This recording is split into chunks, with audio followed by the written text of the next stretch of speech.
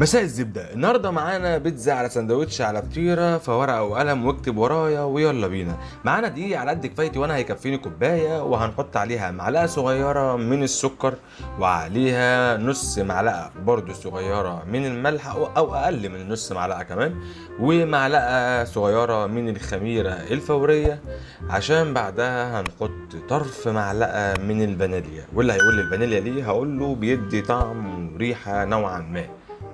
تمام. بعد كده معلقتين صغيرين من لبن البودرة، وعليهم من الحاجات اللي بحبها هي حبة البركة، فهنحط عليهم معلقتين صغيرين برضو، ونخلطهم كلهم في بعض قبل ما نكمل مهمتنا، عشان بعدها هنجيب البيضة ونطلع منه البياض لوحده والصفار. ودي حركة أنا بعملها لما بعوز أفصل الصفار عن البياض. بخرم البيض من فوق وبخليه يصفي كل البياض في كوباية، وبعديها بعد ما اصفي كل البياض هكسر البيضة وهنزل الصفار في كوباية تانية، ودي انا هستخدمها وهتعرفوا ليه في اخر الفيديو. بس اهم حاجة ما تحطهاش بره عشان الدنيا حر. انا حطيتها في التلاجة لحد ما خلصت. هنحط بقى بياض البيض على العجين ونديها خلطة سريعة كده، عشان نحط بعديها معلقتين كبار من الزيت برضو، يعني يدينا ليونة كده في الخلطة. يلا بينا نخش بقى في المفيد.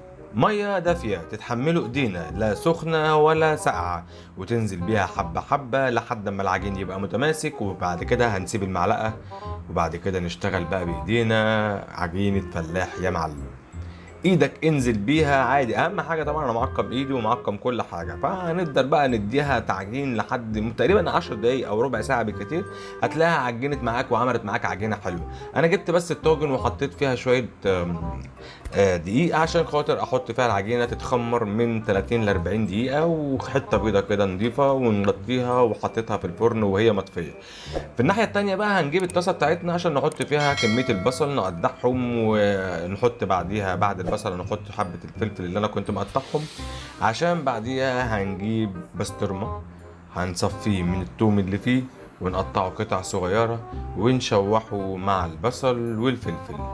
تاخد تشويحه كده على السريع، يعني مجرد ان هو ايه، يديك طعم التشويح مش اكتر. بعد كده هنروح نجيب الطاجن، هنبص هنلاقيه ما شاء الله الله اكبر. على فكره انا اول مره اعمل بيتزا او فطيره عموما او اعجن في البيت يعني، فما شاء الله يعني العجينه كانت خفيفه وهشه معايا جدا. فبقى ايه، نعقم الرخام. والجيش قال لك اتصرف. جبت كوبايه عشان افرد بيها، لان انا هقسمها على طبقتين زي ما قلت لكم في اول الفيديو.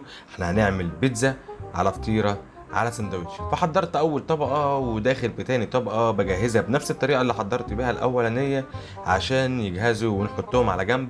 ونبدا نحط شويه زيت في الطاسه اللي احنا هنحط فيها ونحمر فيها او هنسوي فيها الفطيره. هنجيب بقى القاعده ونحط في وسطها الخلطه اللي احنا عملناها من شويه على النار، ونحطها بالطريقه اللي انتوا شايفينها. عشان نجيب بعديها بقى ايه، حبه فلفل على حبه شرايح طماطم على حبه شرايح بصل، وننزل بيها بقى الموتزاريلا.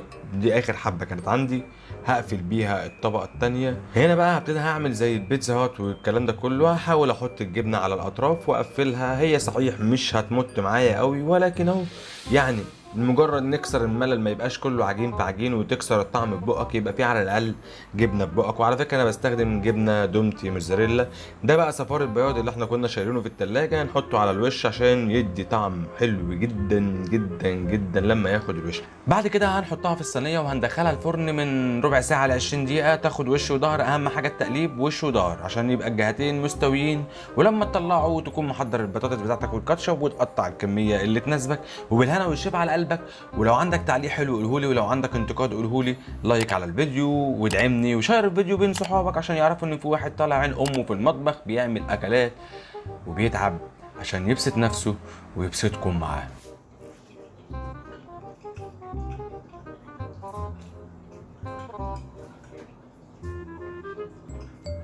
برغم ان انا اول مره، بس قسما بالله تعلم فطيره بيتزا سندوتش كل ده في حاجه واحده. ده زي الزبده.